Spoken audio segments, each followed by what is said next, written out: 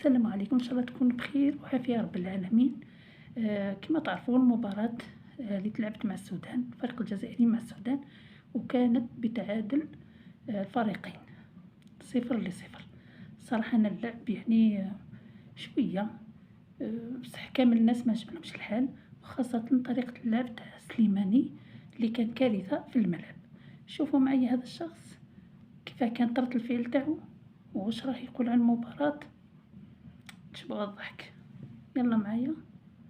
رامي شاب مدري تجري في الصطاد يالو، جداتي تلعب خير منه. اول مره نشوف لاعب عنده زوج كرعين غوش.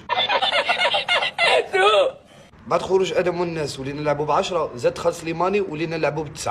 كيش ما على بالي، سليماني المتفرج الوحيد اللي تفرج المباراه من داخل ارضيه الملعب.